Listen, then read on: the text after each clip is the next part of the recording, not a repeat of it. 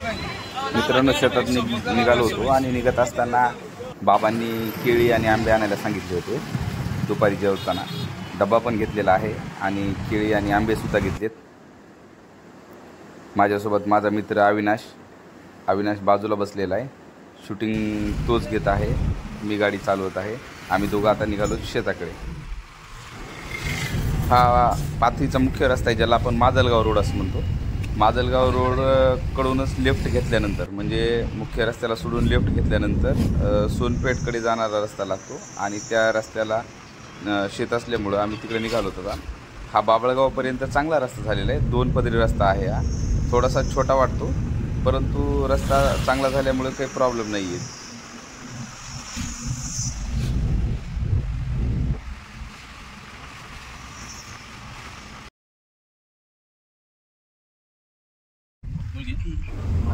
परत टाकळगाव आणि तांड्याच्या अलीकडूनच लेफ्ट घेतल्यानंतर मग शेतात जायला हा कच्चा रस्ता लागतो।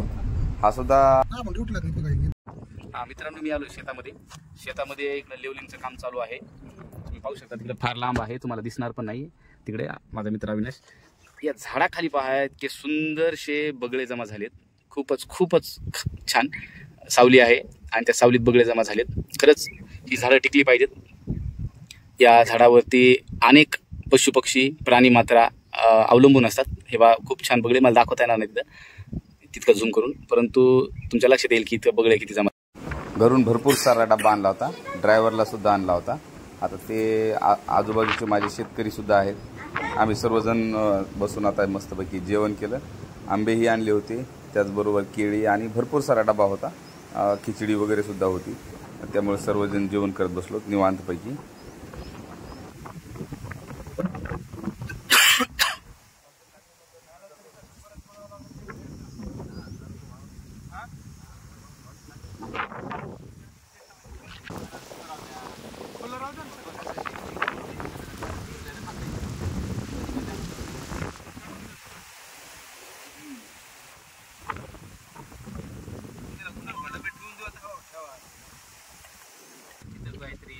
खाली दे थोडं ते वरी टाका म्हणजे एखादा आला असं बाजूला तिथे सोडून काढ। पप्पा स्वतः त्या मुलाबरोबर ट्रॅक्टरमध्ये बसले होते, त्याला समजून सांगायला काय करायचं होतं आणि लेवलिंगचं अशा पद्धतीने काम चालू होतं।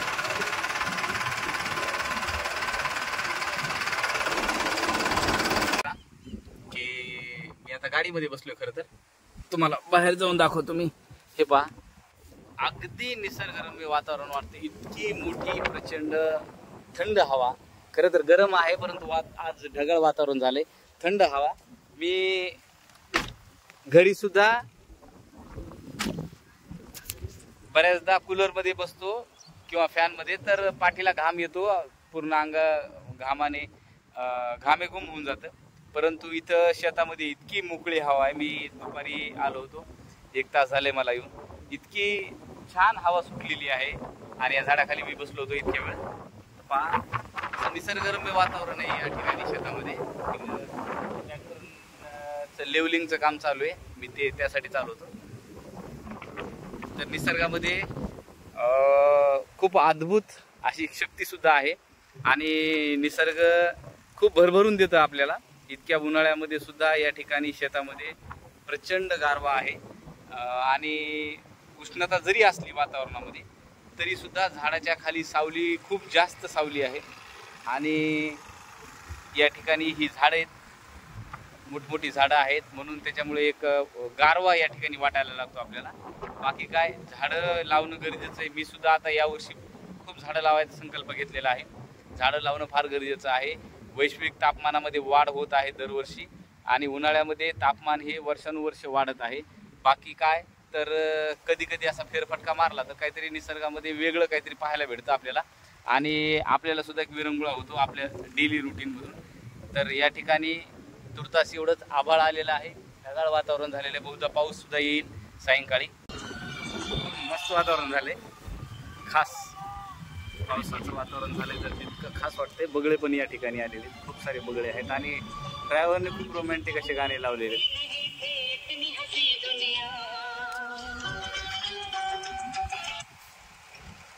मित्रांनो हे पहा, हे लेवलिंग करून घेतली याच ठिकाणी. तुम्ही पाहू शकता उन्हाळ्याची कामं काही शेतामध्ये करणं गरजेचं असतं. त्या अनुषंगानं ट्रॅक्टरमध्ये जर व्यवस्थित पाहिलं तर पप्पा आहे ट्रॅक्टरमध्ये, जे नाथभजन सरीत मोठे, ते स्वतः डायरेक्शन द्यायले त्यांना. ते आता बसलेमध्ये ट्रॅक्टरमध्ये. आणि या ठिकाणी बगळे आहेत, खूप सारे सुंदर सुंदर बगळे आहेत. ते येऊन थांबलेत वाट बघत. बगळे याच्यातून काही किडे वगैरे निघतात मातीमधून बारीक बारीक, त्यांना खाण्यासाठी. हे इकडे बाजूला गाडी लावली मी माझी.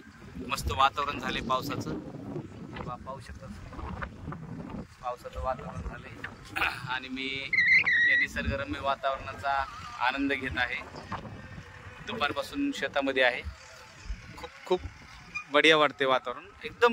किती मोठी हवा आहे, गार हवा आहे, मोकळी हवा आहे. हे पहा, त्या झाडावरून लक्ष देईल तुम्हाला की किती हवा, गार हवा येते, मोठ्या प्रमाणात येते. अशा पद्धतीचं लेवलिंगचं काम चालू आहे. मित्रांनो, शेतात आल्यावर एक अडचण झाली होती. माझ्यासोबत माझा मित्र जो आला होता अविनाश, तो निघून गेलाय लवकर. आता एक बाबाची गाडी आहे, मोटरसायकल. बाबा मोटरसायकलवाले होते. ती मोटरसायकल तिकडेच असल्यामुळं ती नेण्यासाठी आता मला कुणाला तरी बोलवलं आहे. एक आहेत आले ते दोघं जण. आमचा पप्पू एक आलाय आणि जय सर आले, दोघं जण ती गाडी घेऊन जाण्यासाठी. कसं वाटायला वातावरण? हा,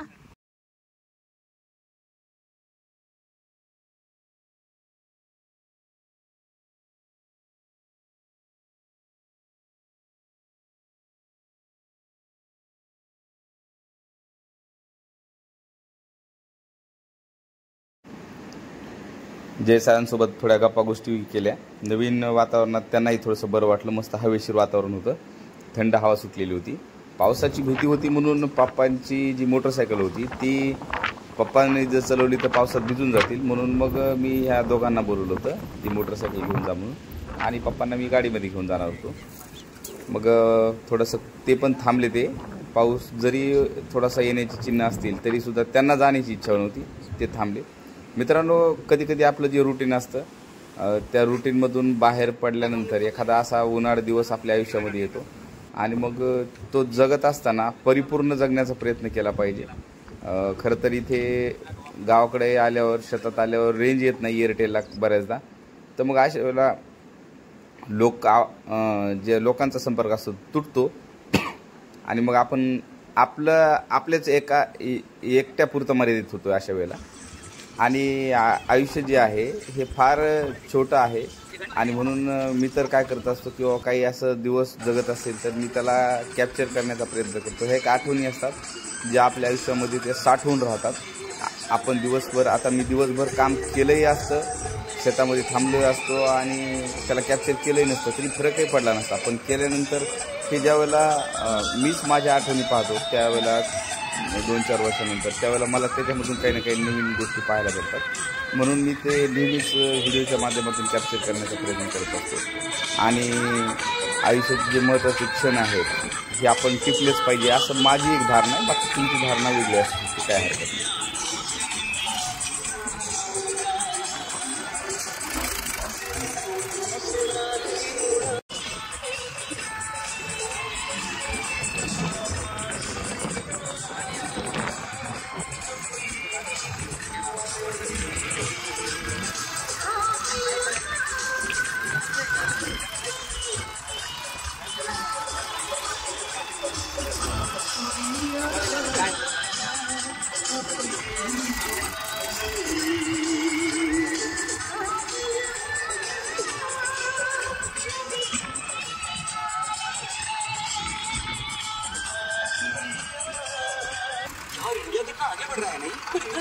इंडेक्स म्यूचुअल फंड से शुरू कर, इंडिया बढ़ेगा, सेंसेक्स उठेगा और साथ में कराने का.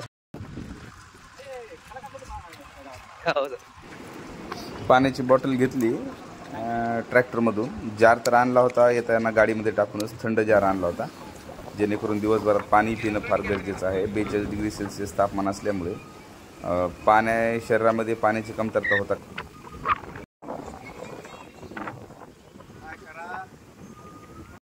मित्रांनो, आज 27 मे आहे. आम्ही शेतामध्ये आहोत, लेवलिंग करतो. या ठिकाणी तुम्ही पाहू शकता पप्पा आहेत या ठिकाणी आहे. पप्पा तरी 10:30 वाजल्यापासून आलेले आहेत, मी तरी फार उशीर आलो. या ठिकाणी शेतीची आंतरमशागतीचे जे कामं आहेत ते करून घ्यावं लागतात उन्हाळ्यामध्ये. आज 42 डिग्री सेल्सिअस टेम्परेचर आहे, परंतु शेतामध्ये अशी झाडं असल्यामुळं या झाडाच्या सावलीमध्ये आणि गार हवा असल्यामुळं चांगलं वाटते. मी ते बा माझी गाडी घेऊन आलो होतो. पप्पा तरी मोटरसायकल घेऊन आले होते आणि मी गाडी घेऊन आलो होतो. या ठिकाणी काम ट्रॅक्टरचं चालू आहे. आता 4 वाजलेत म्हणून थोडंसं वातावरण तुम्हाला थंड वाटत असेल पा. असं कुठलाही शॉर्टकट नसतो पैसा कमवायला, मेहनत करावी लागते. मे महिन्यामध्ये शेतकऱ्याला शेतामध्ये मशागत करून ठेवावं लागते. हे पहा, बिचारे तुळजापूरहून येऊन हे लोक लेवलिंगचे कामं करतात.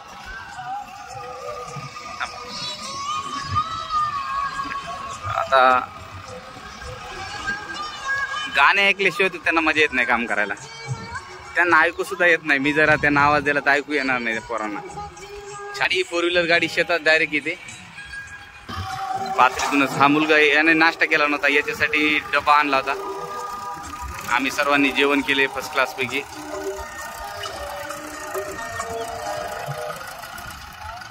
यशाला कुठलाही शॉर्टकट नसतो मित्रांनो. शेतकऱ्याला सुद्धा कष्ट करावे लागतात. आता तसा मी अर्धवट शेतकरी आहे, पूर्णपणे नाही आहे, परंतु कुठलाही महिना असो, अगदी वारा, पाणी, पाऊस आणि कडाक्याचं ऊन, तरी अंतर्गत मशागती हे शेतकरी करतात. शेतामध्ये ज्याची त्याची कामं चालू आहेत. कुणाचं ठिबकचं काम चालू आहे, कुणाचं काही काम चालू आहे, नांगरणी वगैरे, जे ते आपल्या पद्धतीने कामं करत राहतात. आता निसर्गाचा जो समतोल आहे तो बिघडलेला आहे झाड नसल्यामुळे. हा व्हिडिओ तुम्ही आज पाहतायत, परंतु 1 वर्षभरानंतर ज्यावेळेला तुम्हाला परत मी इथे दाखवत त्यावेळेला तुम्हाला लक्षात येईल की झाडांची संख्या वाढलेली आहे या शेतामध्ये.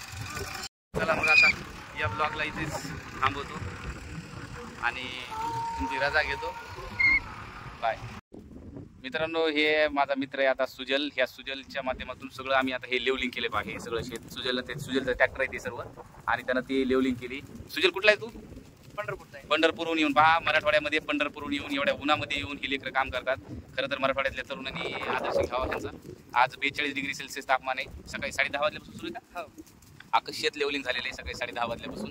आणि आम्ही सकाळी सोबतच सुद्धा दुपारचं जेवण सुद्धा तुम्ही व्हिडिओच्या माध्यमात बघू शकता. दुपारचं जेवण पण केलंय. आणि हे शेत हे अशा पद्धतीने सर्व ही पूर्ण लेवलिंग कंप्लीट झाली शेताची. आता हे ट्रॅक्टर आहे, आता घरी निघालेलं. चलो बाय.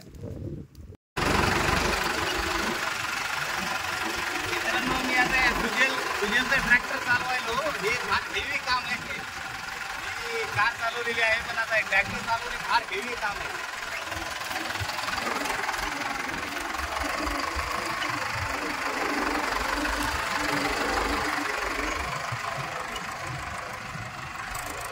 तर बघा, आपले सर ट्रॅक्टर चालवायला लागलेत. त्यांनी आधीवर कार चालवलेले आहे, आतापर्यंत ट्रॅक्टर चालवलेलं नाही, तरी पण हे जॉईन करून घेतलेलं आहे यांनी. एकदम खास ट्रॅक्टर चालवत आहेत सर.